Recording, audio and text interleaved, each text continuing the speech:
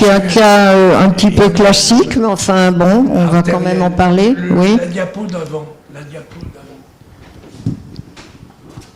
À moins que tu puisses nous le décrire et nous, bon, ça va, on n'a pas pour. Oui, mais je peux commencer à le décrire. Voilà, c'est un monsieur qui est venu nous consulter, qui a 62 ans, qui est venu nous consulter, envoyé par les médecins vasculaires parisiens, un groupe. Voilà.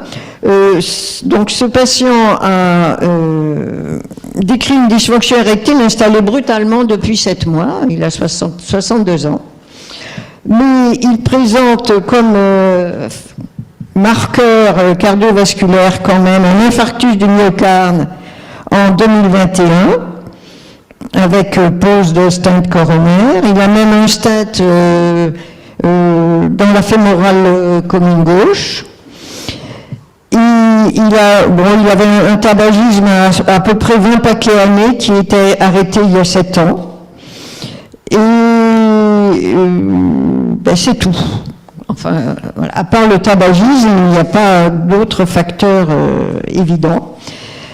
À l'heure actuelle, son EHS est à 1, donc évidemment plus de possibilité d'avoir de pénétration, un IF5 à 5, c'est-à-dire une dysfonction érectile totale. Je lui ai fait un oxytest, étant donné la sévérité de sa dysfonction érectile. J'ai commencé tout de suite par un oxytest, en mesurant d'abord le PNORT, qui était à 1,35, donc limite inférieure de la normale. Bon. Le oxytest a donné des vitesses systoliques maximales à 10 cm/s, aussi bien à droite qu'à gauche. Et donc, une érection qui était à 2+, de 10 minutes jusqu'à 30 minutes, et qui tout d'un coup, à 30 minutes, est montée à 4, et a donné une érection rigide qui ensuite s'est tellement bien prolongée que j'ai utilisé une ampoule d'éthyléphrine pour obtenir la détubescence. Donc c'est vraiment le cas caricatural de la dysfonction érectile artérielle sévère, mais qui finit petit à petit par remplir et par donner une érection rigide. Donc il faut beaucoup... Ce qui est sûr, c'est qu'il n'a pas de fuite veineuse. Ah ben il n'a pas de fuite veineuse, effectivement. Et donc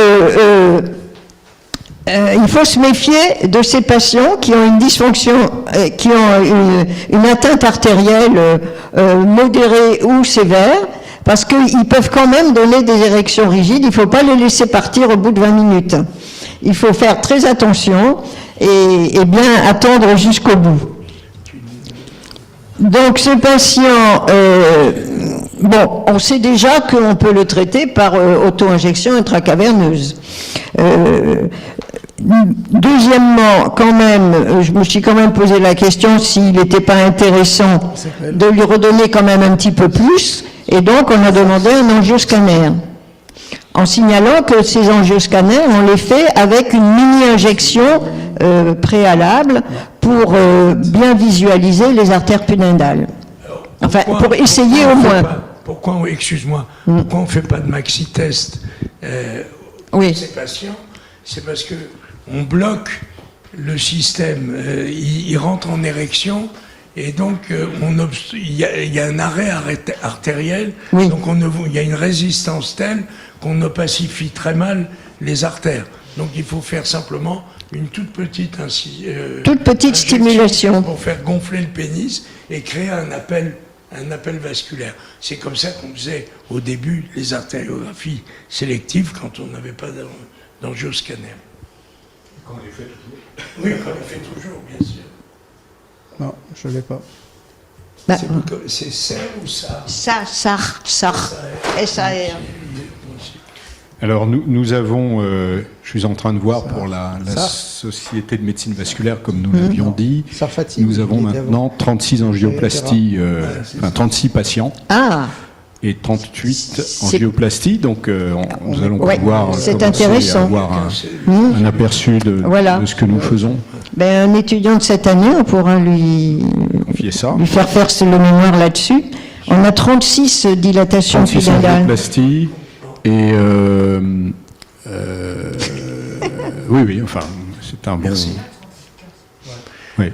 Alors, on n'est pas très content, mais celui-là n'est pas trop mauvais, de nos techniques d'angioscanner. Peut-être que... Alors, bien évidemment, j'avais regardé l'aorte, j'avais regardé les iliaques et les fémorales chez ce patient. Je ne l'ai pas signalé, mais oui, elles étaient bonnes. Dans cette maladie oui, c'est ce qu'on disait, tu vois. C'est de voir des artères normales. Hein?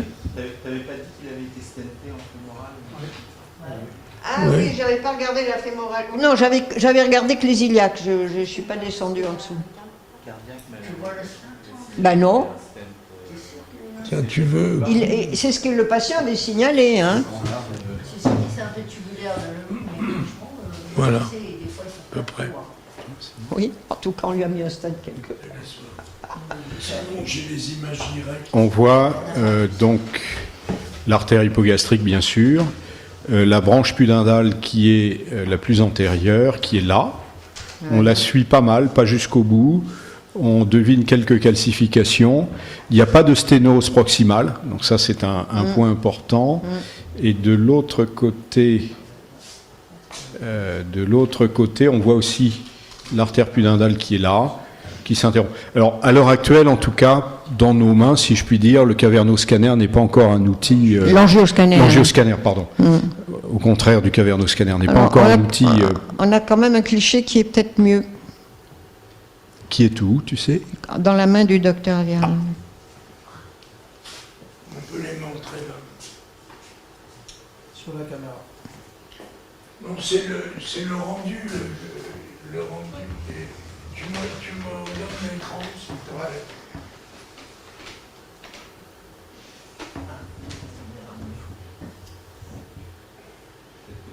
Parce qu'on avait trouvé que la pudendale droite était peut-être une bonne candidate. D'accord. Alors, toujours est-il que moi, personnellement, aujourd'hui, ce type de malade, l'exploration écho-Doppler, on a un micro quand même, l'exploration écho-Doppler étant tellement performante, ces angioscanners sont pour moi assez inutiles. On peut poser l'indication d'une exploration artériographique. Oui, sans doute. Avec possibilité de stent. Ouais. Voilà. Peut-être allons-nous vers cela en effet. Oui, il faut être certain qu'il n'y ait pas de sténose hypogastrique proximale. Oui, parce que ça on le voit. En général, on arrive. Toi, tu le vois très bien. Sauf s'ils sont très pléthoriques. Et Christophe aussi. Bon. Mais éviter de systématiser cet examen qui, pour le moment, n'est pas performant. On va essayer. Et peut-être qu'André, s'il est toujours là, a une opinion autre et qu'il a une expérience meilleure. Oui, je pense qu'effectivement, moi je pense que c'est vrai, tout à fait, l'angioscanner est assez balbutiement, mais c'est une technique qui est porteuse à la condition d'en tirer que les informations qu'elle est capable de donner. C'est-à-dire effectivement la qualité des axes proximaux, parce que c'est là où le traitement par angioplastie sera le plus pertinent, le plus efficace. Quand on s'attaque à l'angioplastie des artères pudendales, moi je suis intéressé de voir les résultats d'Éric, parce que moi celles que j'ai fait n'ont pas donné une grande satisfaction, et pour moi ce qui compte c'est les informations que donne l'écho-Doppler, c'est-à-dire le lit d'aval. Et là j'ai une image que je peux vous montrer du traitement. Si vous avez 30 secondes, là, pour partager, il faut que j'aille en haut, je crois. Le petit bouton vert en bas de l'écran, partager l'écran. Mais au préalable, il faut mieux ouvrir le document d'abord. Qu'est-ce que c'est comme document? Il est ouvert, c'est un document PowerPoint. Alors, vous allez sur partager l'écran, en dessous, là, tout en bas, au milieu, en bas. Le petit bouton vert en bas. Voilà. Vous l'avez? Bravo. Voilà. Alors, vous avez donc sur le document, alors ça c'est un angioscanner qui a été fait avec une injection préalable d'EDEX, et on a, comme vous le disiez, Ronald, une semi-érection. Mais moi, ce qui est intéressant dans le scanner, c'est ça. Je ne sais pas si vous voyez balader ma croix. Donc, on a des artères pudendales qu'on voit ici. Là, c'est qu'une sélection d'images, hein, mais on voyait l'artère pudendale arriver jusqu'au niveau de la base, qui était tout à fait correct. Mais après, on avait un désert et on avait simplement cette artère-là qui permettait de voir comment était par où était alimentée la vascularisation directe des corps caverneux. Et là, on peut se dire que, malheureusement, comme on a un désert au niveau intracaverneux, un geste d'angioplastie de l'artère caverneuse ne sera peut-être pas doté d'un résultat extraordinaire. Mais vous voyez comme on peut tourner tout autour de la verge de la même façon que sur un caverneux scanner et voir la totalité des artères. Alors, j'avais 3-4 explorations comme ça, de patients qui avaient une dysérection sans fuite veineuse, et ce type d'information est reproductible. C'est simplement un traitement d'image, mais voilà, c'est quand même une iconographie qui a le mérite d'exister et qui pourrait peut-être faire l'objet d'une corrélation entre les informations échodoppler dynamiques et les informations d'imagerie. Ah, c'est formidable. Mais Hélène nous donne des informations qui sont aussi de ce niveau, puisque Hélène, tu peux nous dire quelles sont les suppléances aussi. Oui, bien sûr, avec les artères pudendales externes. Ouais. Oui, ça on les voit très bien. Et les segments. Là, je les avais pas regardés. L'image, la dernière image qu'il y avait là. Et tu nous donnes aussi les segments intrapéniens, enfin caverneux, voilà, proprement dit. Cette image de droite. Mais c'est magnifique, hein, André. Vous avez une branche qui arrive, si tu peux la montrer, avec. Oui. Là, voilà, très bien. Et ça, c'est la pudendale externe. C'est la pudendale externe, oui. Et on pourrait très bien imaginer un pontage sur la bifurcation qui est là en amont. Je ne monte pas sur la chaise parce que moi je ne veux pas tomber. C'est comme ça, regardez, vous n'avez pas besoin. Mais moi je pense qu'on peut, regardez. adroit, habile comme est Eric en microchirurgie vasculaire, un pontage est possible là-dessus et créerait une revascularisation. On n'est pas. Il faut reprendre les travaux initiaux qu'on avait fait là-dessus. S'il y a d'une bonne iconographie distale, on peut trouver des revascularisations distales à faire. Je suis ravi que vous trouviez un intérêt à l'angioscanner dans ce type d'indication. Les images que tu as sont magnifiques. Oui. Bon, ben. Mais c'est un traitement d'image qui n'est pas très compliqué à faire. Hein. Bon, évidemment, il faut s'intéresser à l'artérite et à la direction artérielle. Mais bon, en tout cas, c'est reproductible. Moi, j'ai fait quelques examens comme ça, et à chaque fois, j'ai eu le même type d'information. C'est pas une icono coup de chance. Hein. Ce dossier c'est une publication que un PowerPoint que j'ai sorti à propos de notre discussion. Hein. Mais bon, j'ai d'autres dossiers. Donc, c'est reproductible. Sur le plan technique, quand tu fais une exploration comme ça, tu fais deux passages scanner ou tu en fais un seul? Et au bout de combien de temps tu déclenches combien de temps après l'injection tu fais la photo, si j'ose ainsi m'exprimer? J'attends le feu vert du patient parce que bon, il est dans son box, il a son injection d'EDEX et on fait évidemment la file de scanner. Et puis quand il me dit que l'érection commence à être optimale pour lui par rapport à son résultat habituel sur l'EDEX, là je le passe. On fait donc un bolus de contraste, on fait un angioscan, mais on ne fait pas un angioscan classique pour l'étude des membres inférieurs. On fait un angioscan avec un protocole qui est surtout dédié à la cartographie avant embolisation des artères prostatiques pour l'hyperplasie bénigne. C'est-à-dire que le temps de passage, le temps de déplacement du lit est relativement lent. Il ne faut pas aller trop vite quand on fait le bolus de contraste. Sinon, on ne remplit pas ces artères de petite qualité.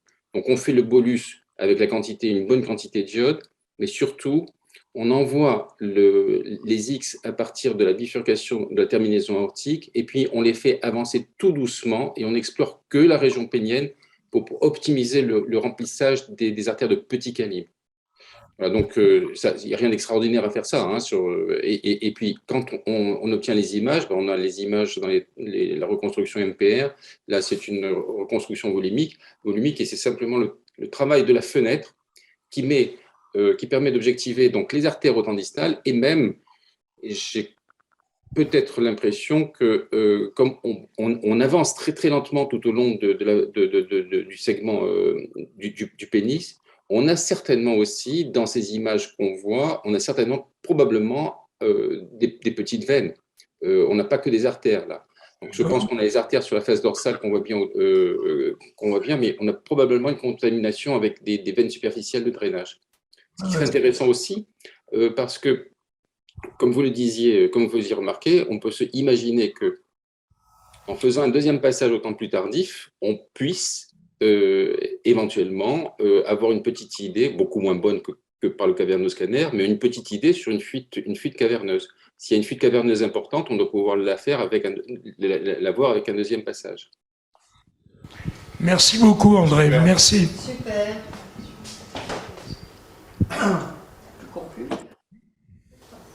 Alors, le malade en question qu'on a présenté, finalement, n'a jamais été traité, donc on a déjà mis un traitement d'épreuve parce qu'il est venu de sa propre initiative. Et puis, on lui a indiqué qu'il y avait une possibilité d'exploration. Il était assez partisan. Il est OK pour faire l'exploration artérielle. Et on lui a expliqué ce qui allait se passer. Voilà. Bon, écoutez, il nous reste à remercier tous ceux qui ont eu la patience de rester là. Merci. Je vois que Roger était là. On t'a pas entendu, Roger?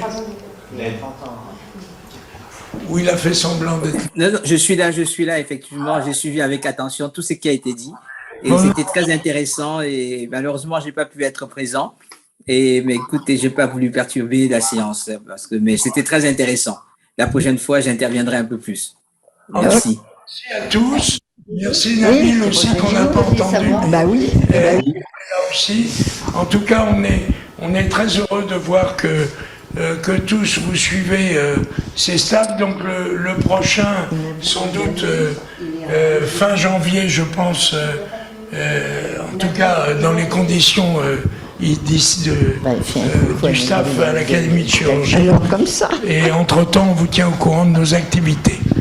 Bonsoir à tout le monde, bonsoir toute l'Afrique. Bonsoir l'Afrique, oui. À très bientôt. Merci.